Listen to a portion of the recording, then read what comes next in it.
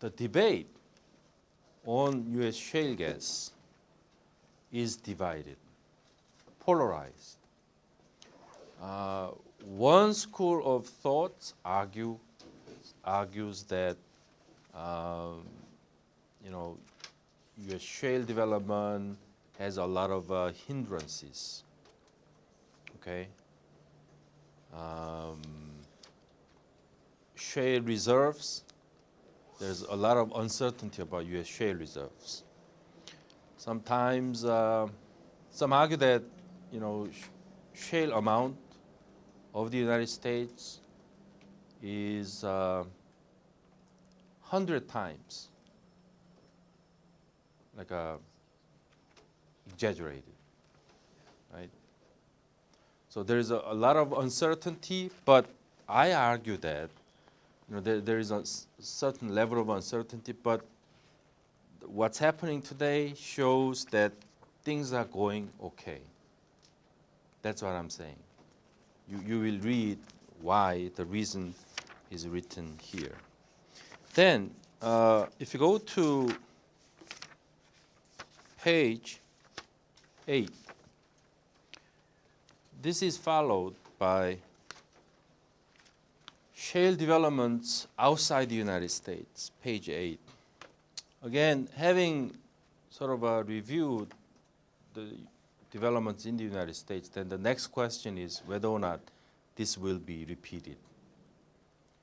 This can be replicated outside the United States. This raises a lot of questions, right? First, we discuss a little bit what are the secrets to the U.S. success, right? We discuss a little bit why America was able to succeed 2009, right? There are many issues, but first, geologically favorable. U.S. shale geology is easy to extract compared to Europe, China. So geological favor, that's number one. Second, I mentioned this earlier, private land ownership, right? Private land ownership compared to China and also even to Europe, right? So for example, residents in the United States, right? They have ownership of both like a surface and underground mineral rights, which is very important. They have legal rights, U.S. farmers or residents, okay? On the other hand, in Europe, okay, underground mineral rights belong to the state, okay? It's divided, which doesn't give incentives to shale development in Europe. Although it differs from country to country. I discussed that here, right? I discussed that. And also, European geology is not favorable. That's what people are documenting. A lot of clay components. And European shale reserves have a lot of clay components. So that it's not easy to extract, so that the cost must be higher than the United States. So this geological side. And particularly the UK is going very fast in terms of developing shale. France, 100% legal ban, right? So it differs from country to country. But in general, I think general assessment about EU, although particularly for those who coming from Europe, this is a potentially good paper topic. General assessment is like a likelihood of developing shale gas in Europe is not high for various reasons. Probably the main reason being, the public, their expectations about renewable energy, their goal to promote renewable energy by 2020 by 20%, right? So that is another factor. and climate, I mean environmental regulations. So this is a choice for many European countries, choice for environmental regulations versus economic growth. European countries are recovering from, sort of economic recession. So there's some debate today about whether to go smoothly, relaxing a little bit about environmental regulations, so that opening doors to shale development in Europe. That's what's happening in many European countries, particularly the UK. UK is going very fast. What's your question? Don't you think that has to change now in Europe with the situation with Russia, because they can't keep depending on Russia to supply all their energy? Right, So they're gonna have right, to right. That's security side, right. Environmental climate change side, right, still, you have objections. But if you think of Russian strangle on European energy security, I think the fact that, lots of debate about what's the impact of US shale revolution, right, on the gas market and also geopolitics. And this article looks at both impact of US shale gas on market and geopolitics, security, both sides. And security impact, you just mentioned, huge success, particularly on the European front. The immediate impact you can see today, here and there, right? And the biggest loser is Russia, right? But the improvement of security in Europe is not coming from U.S. export. U.S. have not begun the export yet, right? But the fact that U.S. increased shale gas, just that fact, sort of open doors for additional LNGs, because U.S. stopped importing since 2009, right? Stopped importing so that those LNGs that was bound to the United States from Qatar and Trinidad Tobago changed directions, right? Provided to Europe. That's how it impacted European global market, European LNG market, right? So that LNGs are cheaper than Russian PNG. That's how Russia suffered, 2009. And this has not happened yet in Asia. So security improvement, clear in Europe, but security improvement in Asia, we don't know yet. We are still watching what's going to happen here. So market changes on one hand, and security changes on the other. These are connected, right? And European examples, clear, right? There's clear. And shale oil impact, that's another. This is still gas. Shale oil, right? Why shale oil? Shale oil began to be developed because the shale gas market began to be depressed in the US due to oversupply of gas, natural gas, right? Natural gas prices fell. So that those gas companies moved to oil fields or liquid field. So that gas production began to decrease in the US. Then oil production, shale oil production began to decrease. So America began to, again, this time, increase enormously oil production, shale oil production. Then this American oil again provided to the global oil market.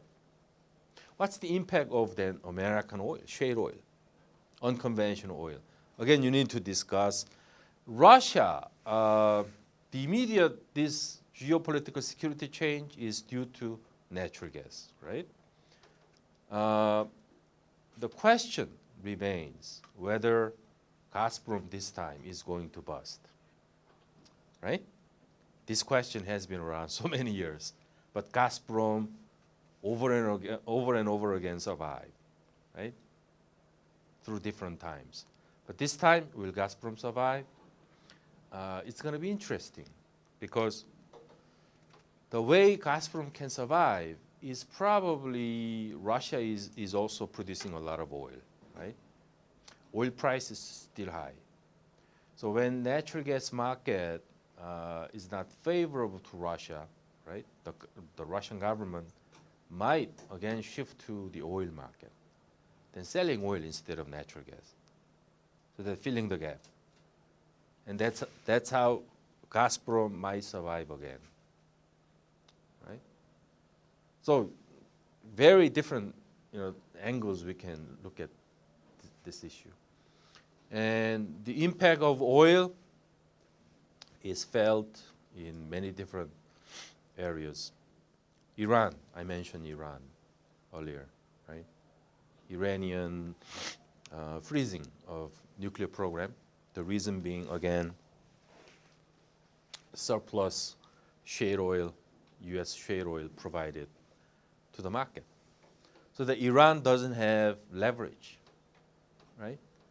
Usually Iran has like a 20%, like a market, pricing leverage.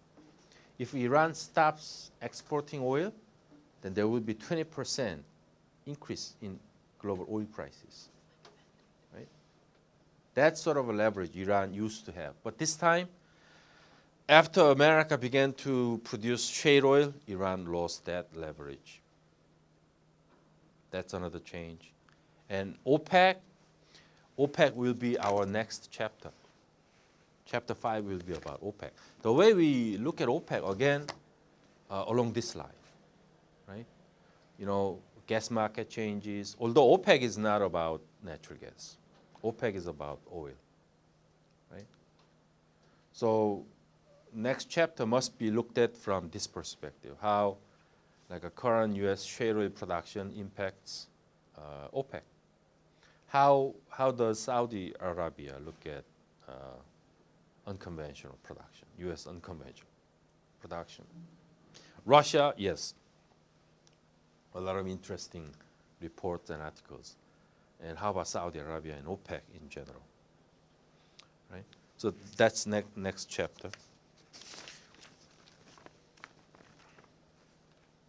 So that was my answer to your question.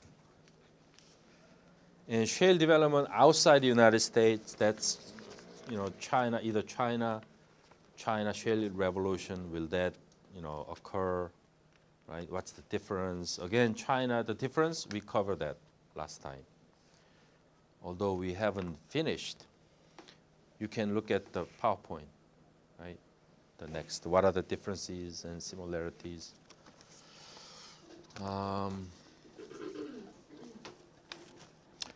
Europe, then I'll cover China and Europe. I read a lot of new reports and articles written by European scholars about shale revolution in Europe. There's so many discussions about that. And so in terms of why shale revolution is less likely to succeed in EU is first legal framework, right? Property rights are different. So no incentives to landowners in the EU, unlike in the US. And another argument, the second argument, like I said, shale revolution might delay renewable technologies. Right? That's second reason. Europeans are very big about renewable, and this will be another interesting paper topic. Right? Sort of a replacing shale, replacing renewable in the European context. And third reason, probably the difficulty in the continent is probably the difference.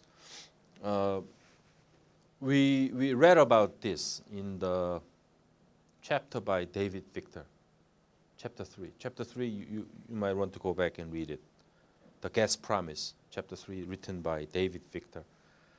He's a big guy. I mean, very famous on this issue. Again, if you read his chapter, he argues that the secret behind U.S. success, we need to look at the reforms and changes in the U.S. natural gas market in the 1990s. In the 1990s, way before shale revolution occurred, the U.S. first deregulated natural gas market. Reforms. So deregulated natural gas market almost 100%. The key to deregulating natural gas market is to separating transportation and development. That's key. And the electricity market at the same time, which the US did. The EU, what's happening in the EU is some regulations ready, but the progress is very slow in the EU. Like a third-party access to transportation, all these are very key, but very slow in the EU, which will be like a hindering the development of unconventional natural gas. This is another reason, I mean, which a lot of people are discussing. The next, page 17. So having covered, U.S. shale gas and exports of U.S. shale gas to different countries, whether U.S. experience can spread globally under different conditions, then having done that, then I move on to the second part, which is what's the impact? Right? What's the impact? The impact, I look at two things in terms of the impact. First, market impact. Market impact. So market impact, which is listed page 18, changes in the global LNG market. This is market impact. In other words, increased U.S. production led to big shifts in the global market, right? And this is why we studied structure of global LNG market through PowerPoint, right? And that the pictures that I have presented, those are changing because of U.S. changes. So I discuss how that is changing. Then second, page 21, geopolitics.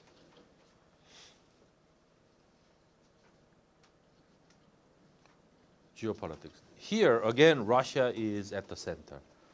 How Russia suffers. There are a lot of interesting discussions, like if Russia loses revenues from natural gas exports, mainly to Europe, then what's going to happen to Russia?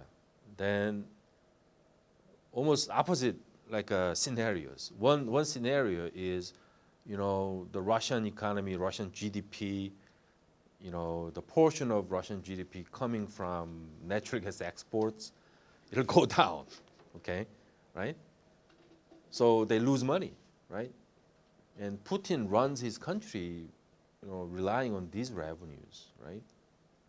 Then what's going to happen to Russia? Russia might be behaviorally, in terms of foreign policy, Russia will be very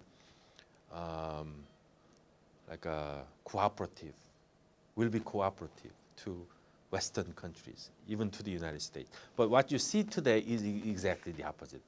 Russia kicked out of G8, right?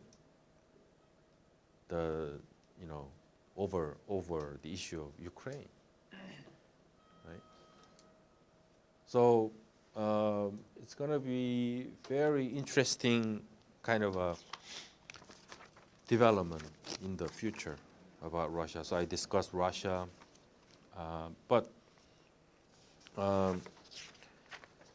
Russia is not the end of story. I mean, we need to discuss also the Asian market. I include the stories about developments in this Northeast Asian market. You know, European story, particularly EU-Russian relations, these are very interesting stories. Due to shale gas, a lot of changes. Ukraine, right, I mean, very dynamic. Ukraine situation, I think, is because of shale revolution. And I think no less important than this EU-Russian relations are Asian geopolitics. Lots of things happening here in this region. Number one change after shale, Russian-China relations. Russian-China energy relations, gas negotiations, how that will change. That's something you need to keep track of. Second, Russia-Korean pipeline. Right? But in general, I think, globally speaking, the impact of shale, okay, more than anything else, is the increase of LNG trading, right? Vis-a-vis PNG transportation, right? Expansion of LNG trading, that's the huge impact of shale revolution. And Russia is losing pricing power over PNG globally, right? Losing in the on the European front. And also Russia is losing on the Asian front. Pricing power Russia is losing. Because PNG logistically must be cheaper than LNG. But US technology is advancing so fast, right? And the cost is coming dramatically, right? So even if you include transportation across the Pacific, right? If they arrive at the port of Korea or Japan, US LNG cheaper than Russian PNG.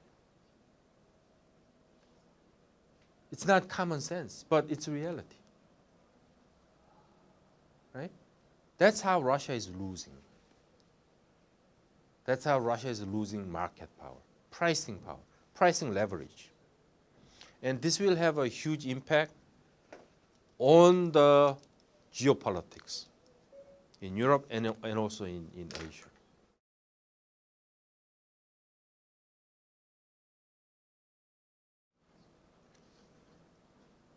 So that's what's happening in Asia. And second thing about Asia, which again you might want to explore further in your paper, the LNG market in Asia is changing very quickly. LNG market. The key to the change in LNG market, Asian LNG market, is how to change the Asian premium system. I discussed that here. Asian premium, which we discussed last time, Asian premium. The rationale for Asian premium, currently global LNG market is divided, right? Disintegrated. No global LNG market, no global LNG price, because prices are regionally based. US price, European price, and Asian price. And Asian price, 17. European price, 10. American price, 3 or 4. There's huge difference, right? And when natural gas market is globally integrated, these different prices will converge to become unified, right? So we may be going in that direction. But we wonder how much influence US shale gas will have on this kind of a global natural gas market, LNG market integration. and where we are going in terms of that integration, right? But still, there are many obstacles to the integration of global LNG market, like destination clause. I discussed that here, and also we discussed it earlier. Destination clause, which designates the export destination in the agreement, so that the importers must bring that cargo to the designated port. That's destination clause, which hinders the development of LNG market. Trading, hinders trading. And this is changing. US shale revolution is changing this practice, past practice, so that more and more contracts are written without destination clause, right? So the LNG trading is becoming much more flexible and more liquidity. More liquidity meaning more ships coming and going between different regions and countries. That's liquidity without any destination restrictions. And if this is repeated, then the global LNG market will appear. Right? And this is all.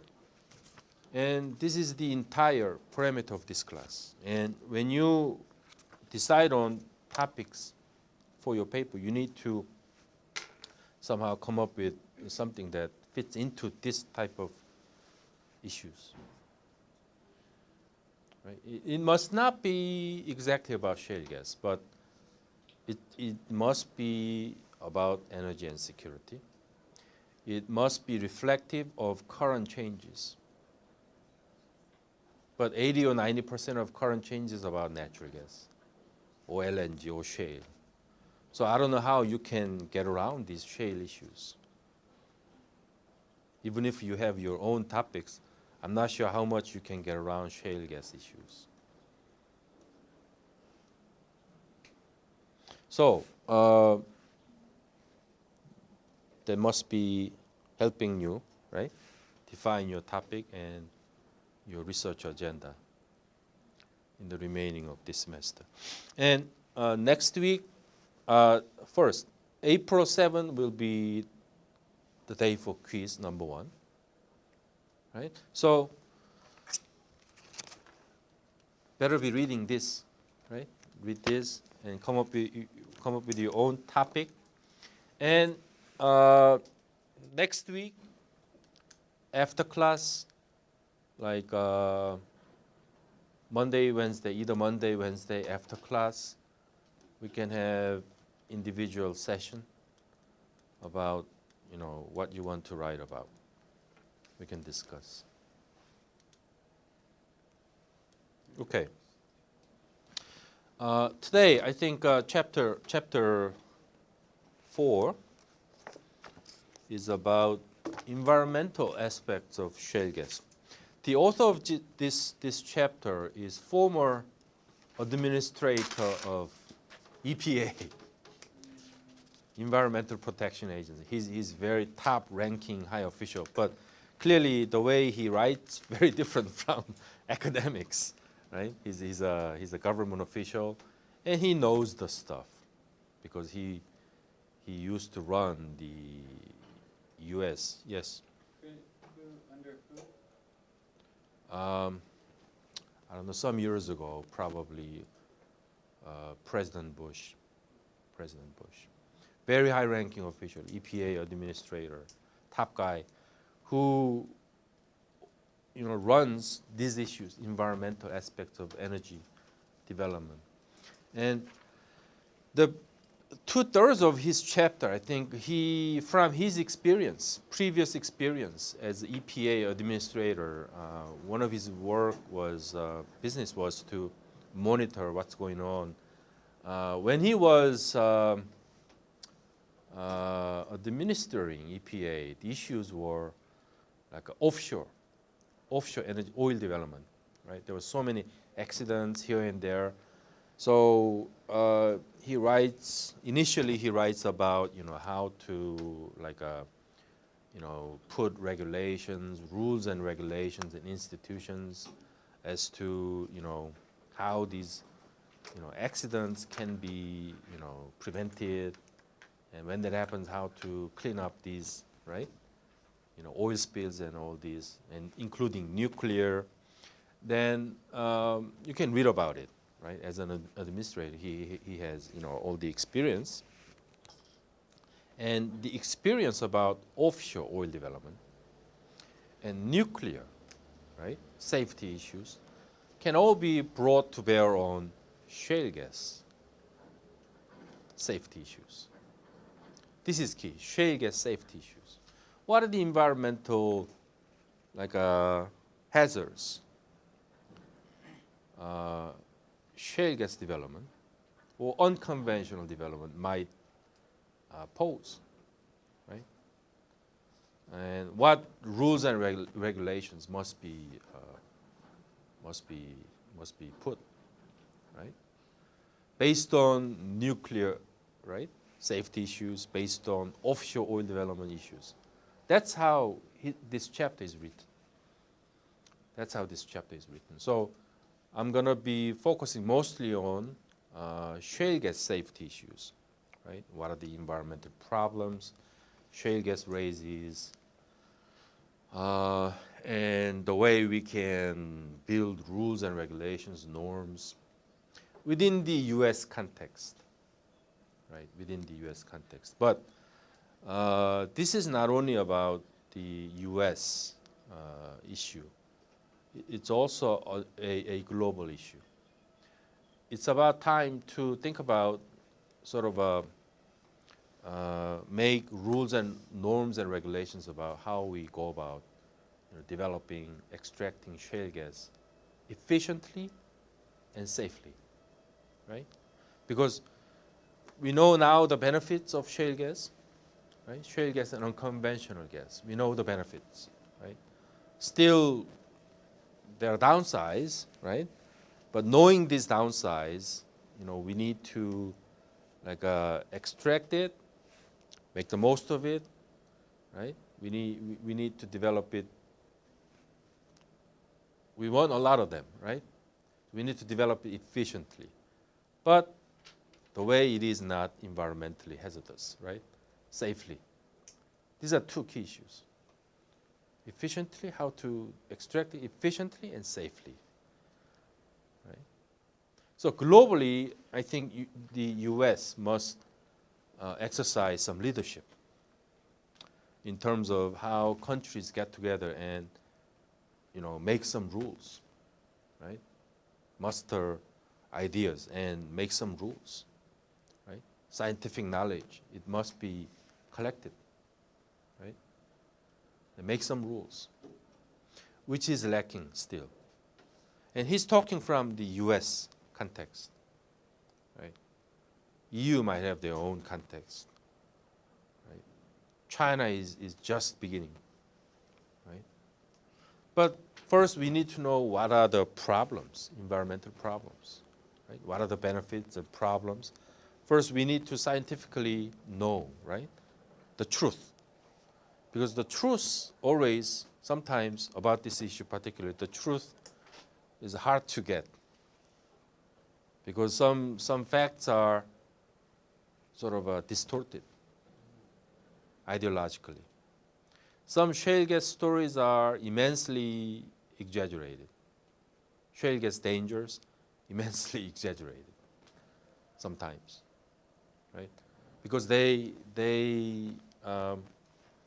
change it from their ideological perspectives and industrial perspectives, right? Their business perspectives.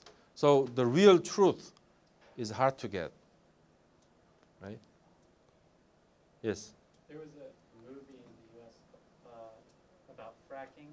Yes. Called The Promised Land. Right. Did you see that? Yeah. What did you think? Well, I mean, that's probably made by, the Saudi money. Yeah, it was funded by Qatar. Yeah. Yeah. You see? So you need to look behind, always, the story, right? And American,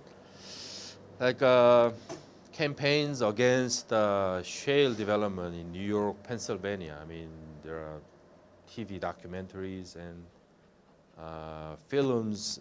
You know, and if you look at it, you need to really see who is behind it, right? Who is behind it? Because coal miners are behind it sometimes, right? There are contrasting interests involved. And right, I don't know how many of you have seen that. Some videos where just some residents in somewhere in Pennsylvania or New York, like they were telling media people that in their house, tap water is fired. I mean, coming with fire because of shale gas malpractice, right? The gas was leaking, so that the leaked into the pipe water. Okay, so if you drink water, right, the water is contaminated with methane and natural gas, right? You can put on fire, even. That I'm not sure about that video. So there are so many things that sort of skewed to help promote business interests, right? So even this PowerPoint, I don't know. I mean, don't believe 100%. Even this PowerPoint, right?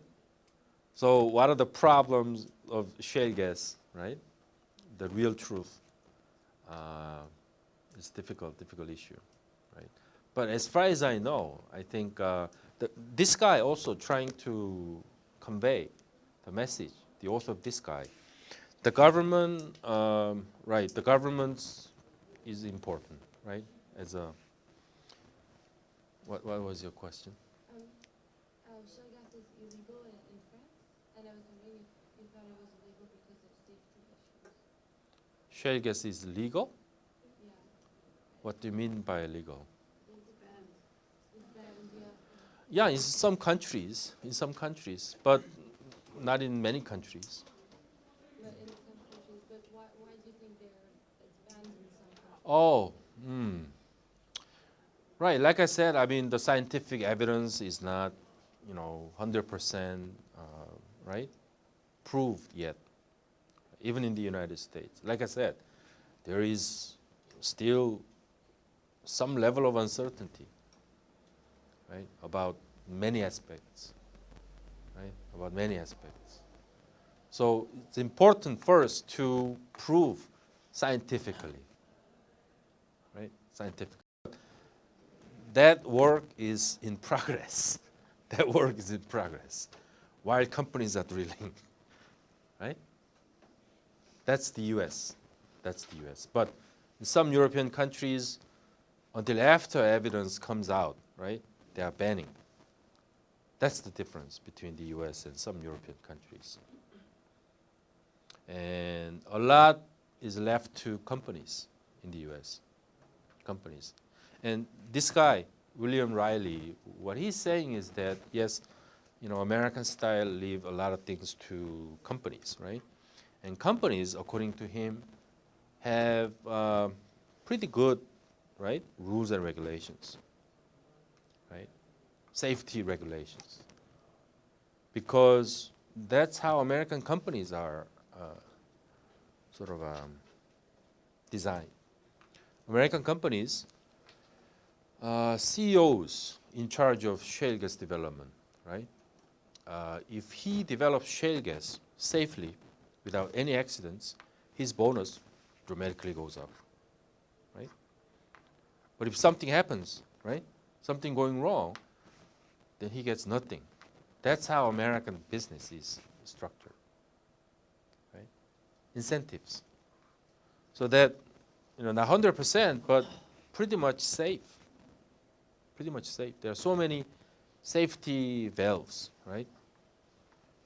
In extracting, there are so many doors to open.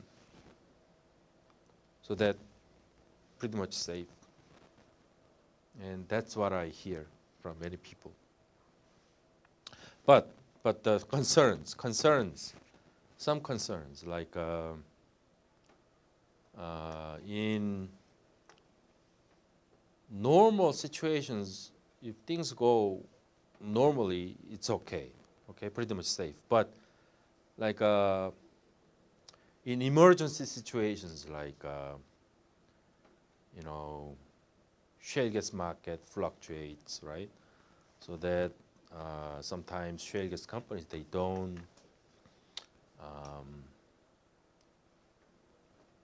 like 2012, 2013, the market was crashing, right? So that so many companies, shale gas companies, working on a lot of shale gas fields, drilling, they leave, right? Then when they leave, they have to leave, right? Leaving everything safe, right? This is area that something can happen. Right? When they leave, right?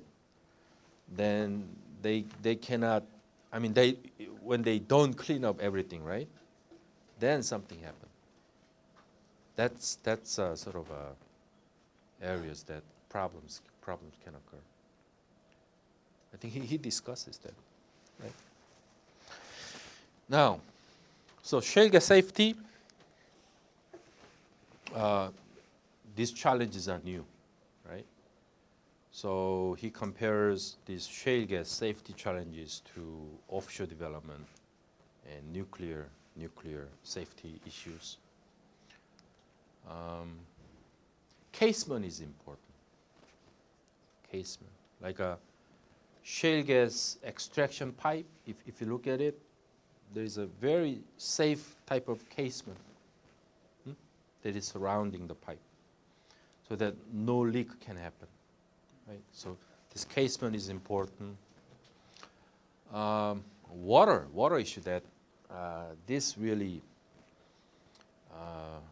raised over and over again, water issue, because simply there is so much water is used. He uses some numbers like 1 million British thermal unit. How many barrels of water? He refers to that. But one well drilling, one well requires 4 million barrels of water. Just one well completion. One well completion requires 4 million barrels on the average. Again, it varies from well to well, but 4 million barrels, right? So in terms of trucks, water trucks, maybe thousands of them. Thousands of truck traffic must be coming and going, right? There's huge traffic going on, shale site, because of this water. And yes? Do you know what the water is used for? Water is used for fracking. Yeah, like what exactly? Oh, you don't know the process? Well, I know what fracking is, but I thought they used a hydraulic fluid for that.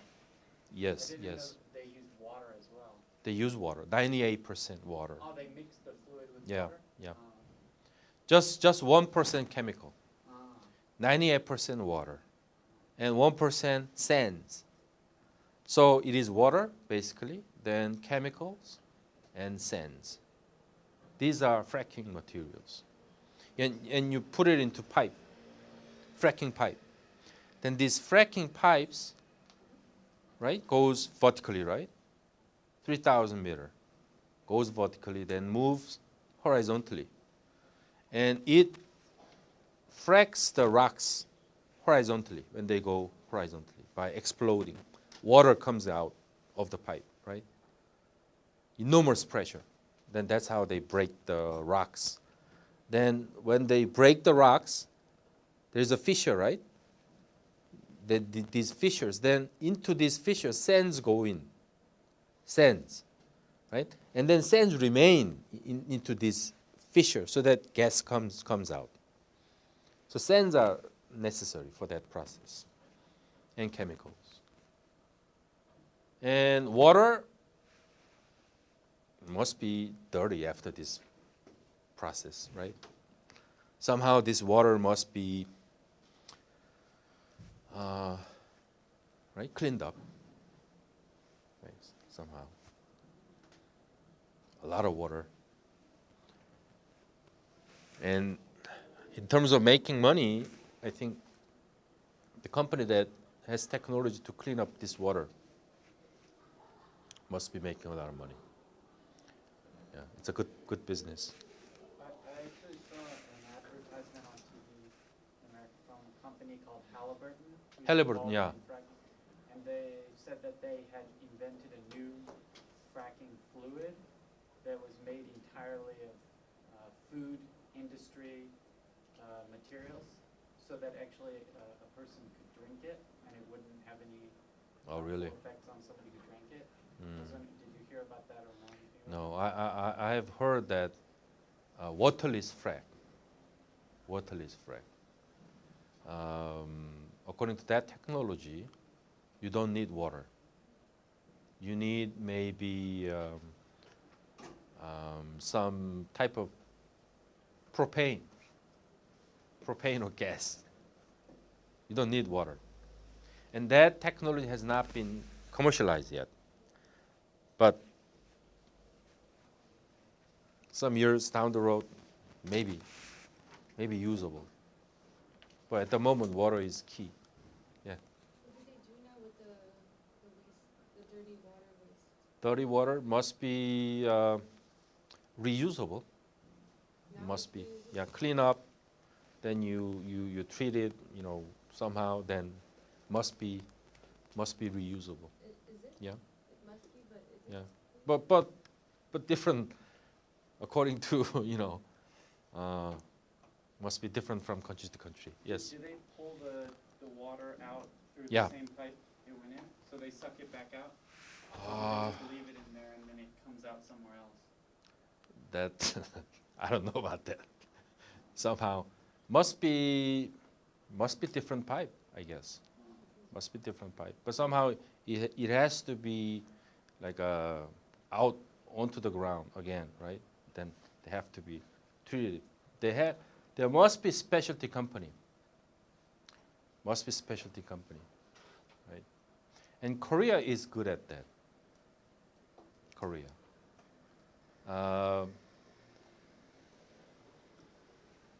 U.S. Korea, they have a shale gas sort of a dialogue. Okay, yearly, we meet once a year. We meet together at government level. And Korea thought about the contribution Korea can make, okay, to the U.S. shale revolution. Korea proposed this water cleanup technology. Water cleanup technology. If you go to former Korean coal mines in the northern part of Korea, some of the coal miners, they are closed, and now they opened a casino. Okay? And usually coal mines are highly contaminated, right? And Korean companies got into that area, then clean up everything, right? Including water system, everything. Then a lot of trees planted, right? It's a brand new town, luxury town, right? So that's what Koreans are doing. Very good at that. So American companies, they might some assistance from these Korean companies in cleaning up these waters. So disposal of contaminated waste, waters and everything, right? And how to recycle this. This is a key technology in the shale gas industry.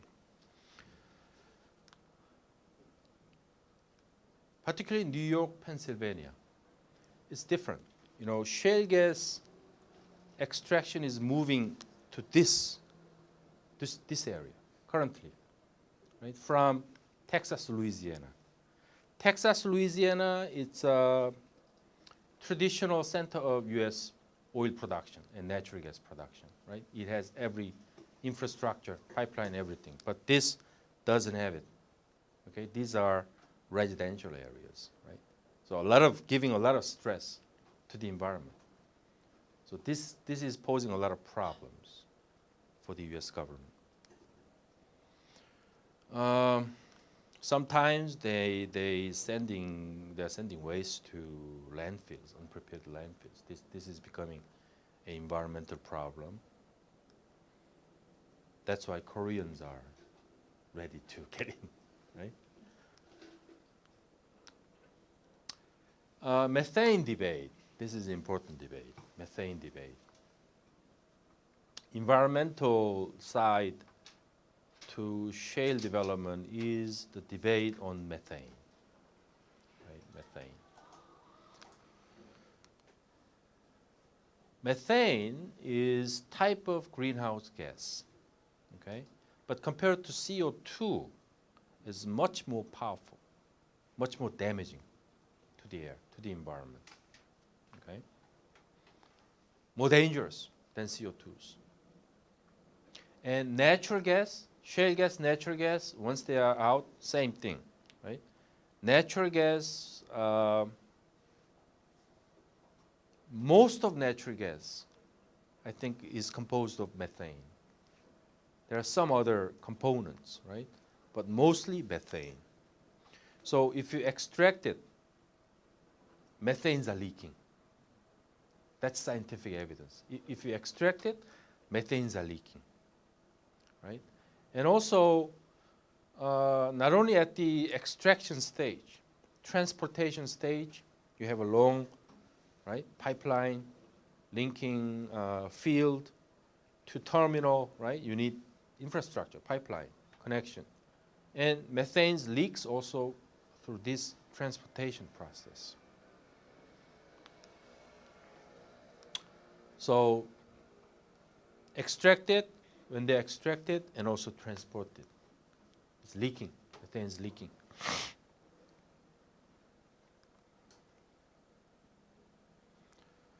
So a lot of efforts are underway by scientists, right?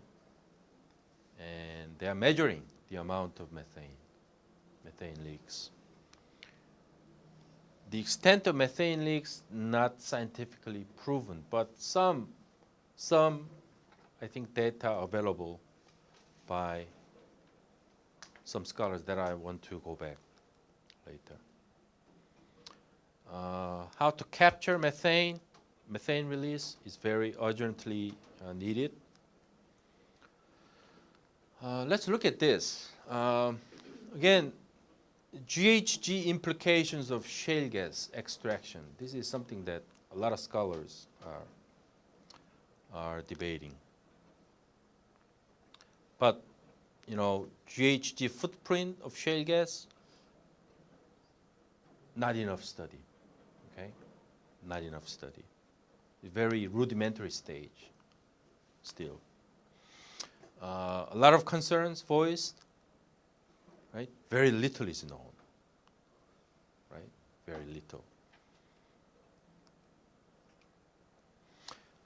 This question, I think this scientific evidence, dearth of scientific evidence, is directly related to this question, right? How clean is natural gas? This question, I mean, everything comes down to this question. How clean is natural gas? Compared to what? Oil or coal. Because this becomes the whole rationale for the golden age of natural gas. When IEA, they announced, right, the advent of the golden age of natural gas, their argument was, I mean, natural gas is clean fuel, right? 70% cleaner than coal, 50% cleaner than oil. That's the official claim, right? But is this real? Is natural gas really clean? And so that bridge fuel, that's what IEA claimed, bridge fuel. It's a good fuel in the transition from oil and coal to renewable energy, right? In between. Natural gas is a good transition fuel, bridge fuel, right? Yes? So natural gas, when it's burned, it releases less greenhouse emissions than burning normal oil or gasoline or something, right? conventional wisdom. Conventional wisdom. Yeah. Before some of the more recent studies come out, that was true. That was true. Before recent scientific evidence say differently, which I'll cover shortly. Right? Which goes against the common sense, right? How could natural gas be dirtier than coal? Right? How could natural gas be dirtier than oil, right? But some scientists say, yes, natural gas is dangerous. Natural gas might not be a good choice as a transition because of these unknown GHG implications. There are unknown GHG implications, right? Which is big part of it, methane leaks, right? Methane leaks, and methane is more dangerous than CO2, right? So you don't understand, right? So this question is something that a lot of scientists struggled with over the last 3 or 4 years. Is natural gas cleaner than oil and coal? But on a life cycle basis. Okay, on a life cycle. Burning itself, yes, you're right. Burning itself. Okay? Burning. Burning meaning when you use it for generation, electricity generation, right? As a burning energy, it's good one, right? Burning. But looked from life cycle basis, this is what scientists say, looked from life cycle basis, might not be that beautiful, right? Because extraction stage, transportation stage, right? That's life cycle basis. So stage by stage, GHG emission different, right? Burning, yes, burning is okay, but extraction, transportation, on a life cycle basis, you have different figures. I'll show you why, right? And there are a couple of big scientists who contradicted this conventional wisdom, right? A couple of big scientists. And the scientist who favored shale gas, he became Secretary of Energy in the US, Edward Moniz. I think he came in last year, right? Yeah, last year. Edward Chu stepped down early last year. Then Edward Moniz, former professor of energy engineering at MIT. He ran MIT Energy Initiative, which was designed to study these shale gas issues. And he became Secretary of Energy, US government. And he was proponent of shale gas. He argues that shale gas safe, clean and everything, right? And he's a defender of shale gas. And on the other hand, there's opponent. The opponent, I'll show you who is opponent. So how big is an improvement over coal, right? So natural gas versus coal, this is a very interesting duel, right? As a competitor. Not even oil, natural gas versus coal.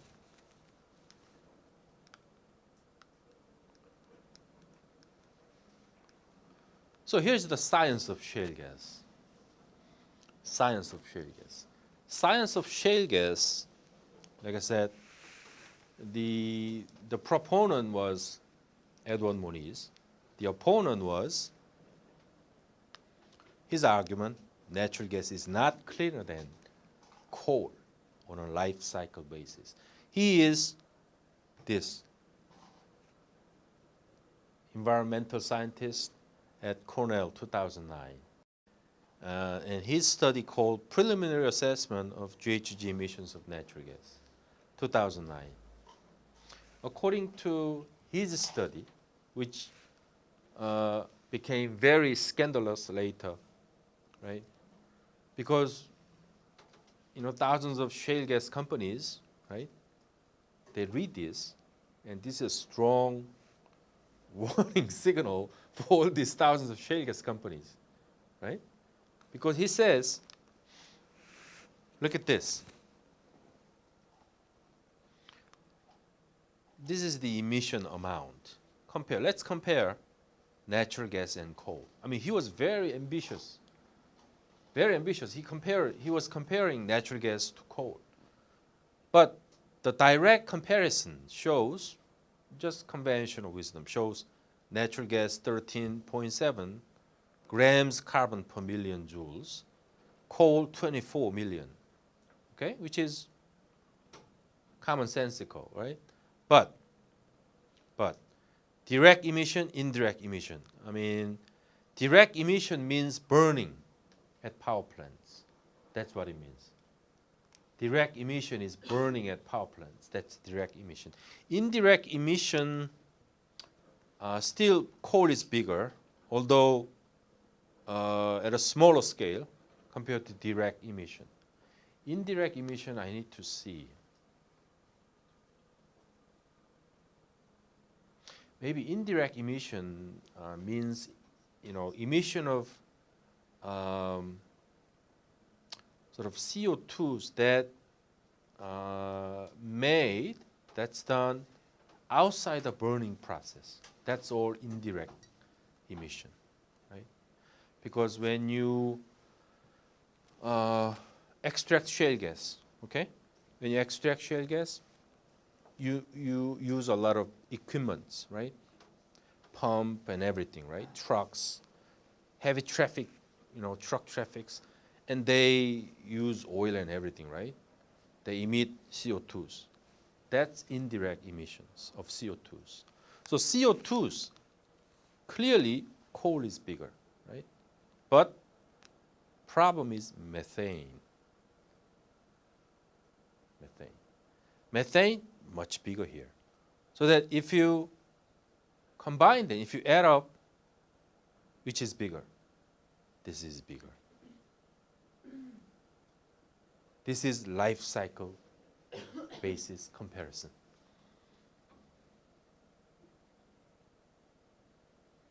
This is why natural gas, golden age of natural gas is all like a shaky, according to him. And this gives basis for a lot of anti-shale NGOs, right? So that they argue that we need to go beyond natural gas stage and jump to renewable energy, right? If not, let's remain at coal, right? Remain at coal. But coal must be like must be advanced, because there is some other tools that clean up coal, like capture, CO2 capture can be put into coal burning, right? So that technology even better than shale gas, according to them. So for them, coal is better. Yes? Their study only looks at the pollution as far as the greenhouse gas stuff, but they never looked at which is cleaner in terms of like actual air pollution, like maybe soot or ash in the air. I think everything is close. Everything is included. Everything.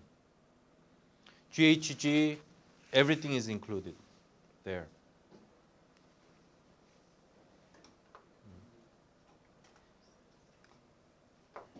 What was your? You spoke during this whole festival about the development of shale gas and how it's impacting everything.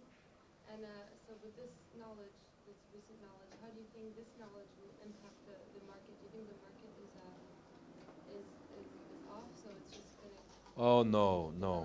Again, it's a struggle of numbers. Struggle for numbers again, right? The shale gas companies, they're still working, right? In hundreds of different shale gas fields, drilling, right? but they are very sensitive about these, right? About these numbers.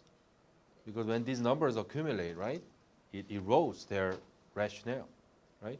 So these companies are funding studies that says otherwise. So it's a wars of studies, right? EPA and the U.S. government mostly proactive towards shale gas development. And after his study, after this Cornell study, this is a famous study. After this study, there have been so many studies that sort of followed by EPA. EPA, you need to keep track of EPA issues. There was famous EPA study that contradicts this. Empirical studies that they use real shale gas development sites as examples, right? Hundreds of different sites. Then they run similar tests, right? And they provide different different numbers. There's so many different studies, and this is becoming a sort of a growth industry. This area, environmental, shale gas environmental, the scientific study is becoming really growing like a industry, and there's so many scientists getting into this field. Some are difficult to understand to me as a political scientist. And there's so many different studies. Yes. But like, as far as like not excluding greenhouse gas stuff, like pollution that actually can hurt human lungs, like ash or soot, stuff that comes out of a car exhaust. Natural gas is much cleaner than coal and other forms, right? Because like when you use natural gas in your home and you turn on the burner to cook something, like what comes out is very clean. There's no ash. Right, right, so it's right, just, right, right. Again, that's direct, right? Direct emission. But I think this study, it only is talking about greenhouse gas emissions. It's not looking at the actual maybe smoke or particles in the air, I think. I don't know.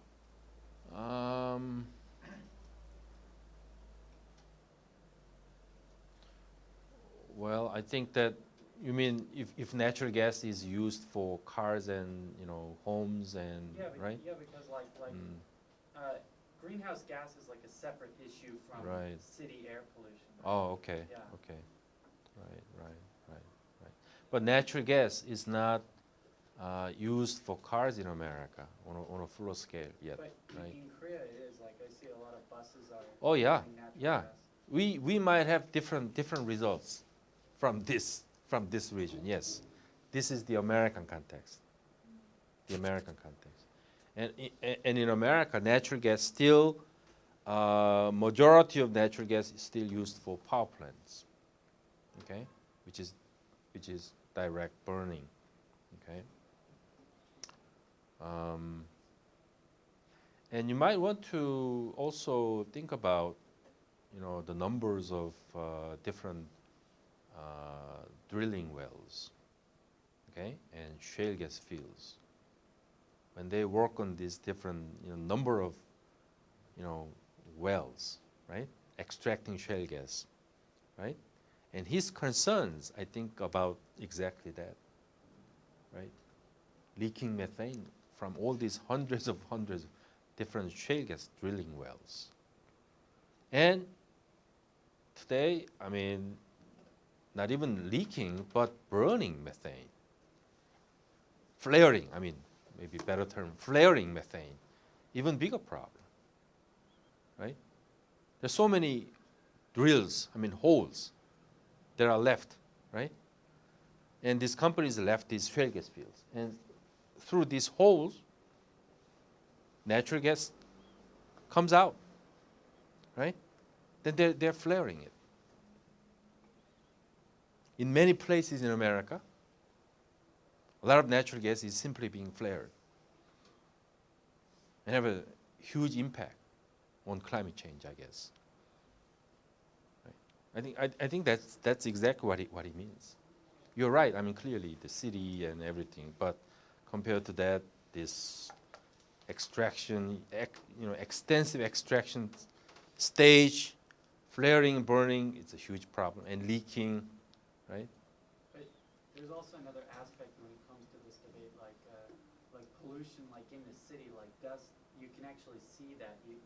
But there's, at least in America, there's a lot of political debate about whether global warming or climate change is actually even happening.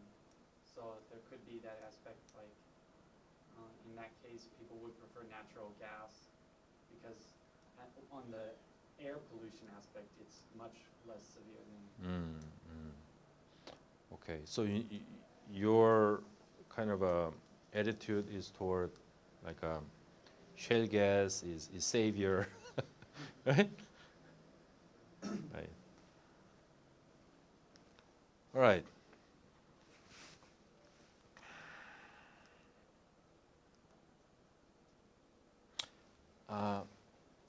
Just a couple of slides, couple of more slides.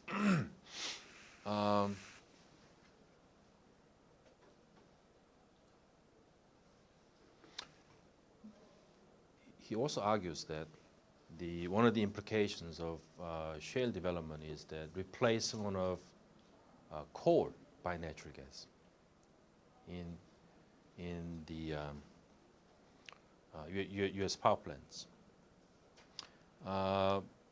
Particularly because natural gas is cheap, prices are cheap. So there's decline in coal generation in the United States. The price was, as of April 2012, 1.82. Okay, so the outcome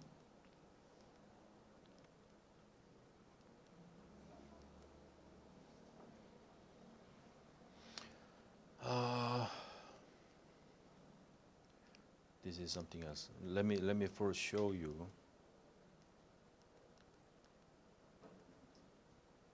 this. You're right. The implications of shale gas revolution for climate change, dramatic drop in U.S. carbon emissions. Okay, CO2 emissions dropped dramatically in the United States.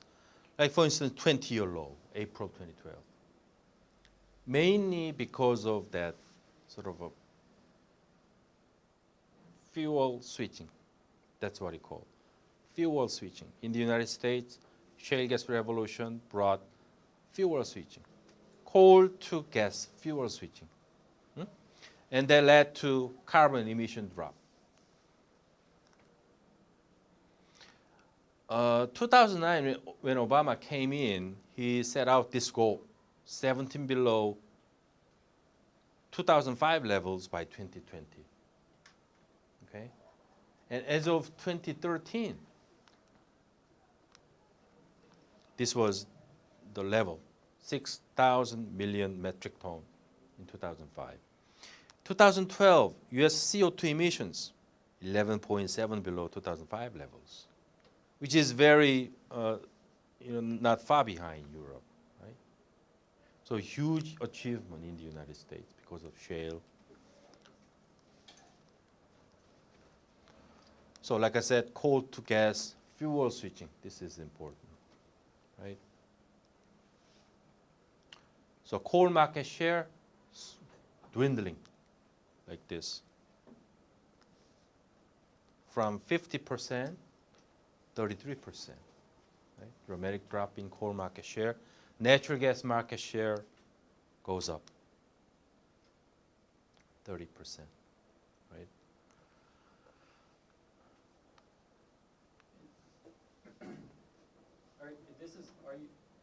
This isn't only from price differences, right? The market share? Mainly because of, price incentives. Yes, price incentives. And also, like I said, David Victor chapter, he says that there have already been so many natural gas power plants built in the 1990s in the United States, right? And this shows US electricity generation by fuel, right? It shows how 2012, blue is coal, natural gas is yellow. Coal is shrinking, natural gas is widening. Right? European countries, they go the other way around. Right? They go the other way around. Coal power plant growing in the European continent.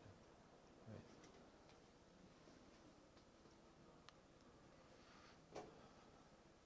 But that's in the United States alone. And European countries, I mentioned that earlier. Other developing countries, again, coal consumption is growing in other countries. Outside the United States, coal consumption is growing, including Europe. The reason being, China is #1 coal consumer still. India again, and Russia. The big difference between China, India, and Russia is the third place. Right? Enormous consumption made here, which shows why shale gas revolution must occur in these two countries, or LNG consumption at least. This figure shows where unused US coal is being exported. US coal export destinations by region between 2001 and 2011. Europe, this is Europe. So Europe is importing most from the United States. Right? This is Europe. And what is this? Asia. Asia is importing also a lot of coal. Right? So this shows two different outcomes of shale gas revolution. Shale gas revolution in the United States is facilitating, right? Like a natural gas consumption, dropping coal consumption, and CO2 emissions going down, things like that. But outside the United States, going up, the other way around, right?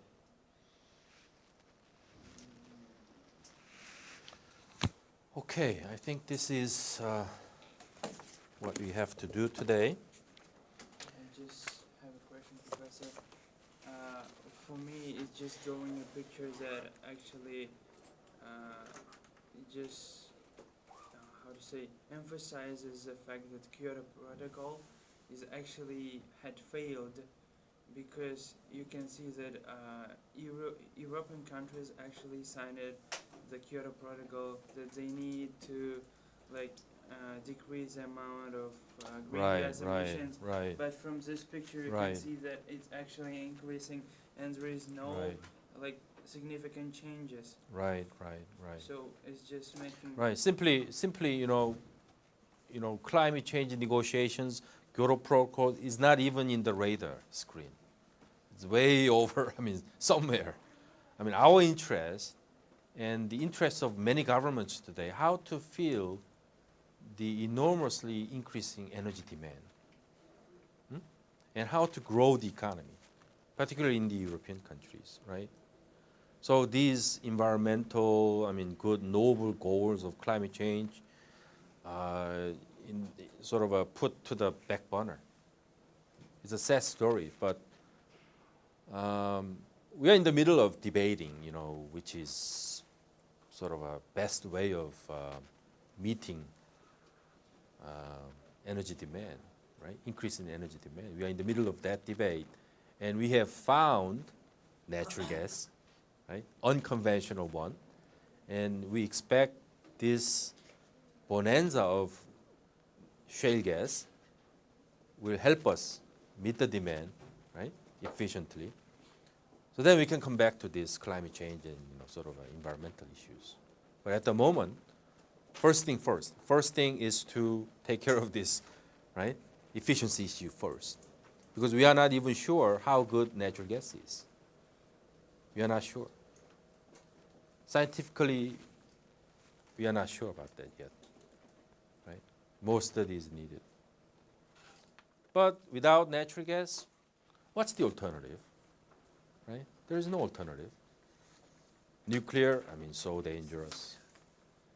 Renewable, I mean, commercially, right?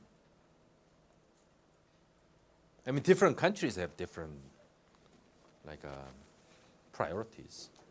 But at least America is pushing, right, this debate very hard, right? Next Monday, chapter 5, right? But chapter 5, but we are not studying the history of OPEC, right? We are studying OPEC from shale gas impact perspective. Remember that.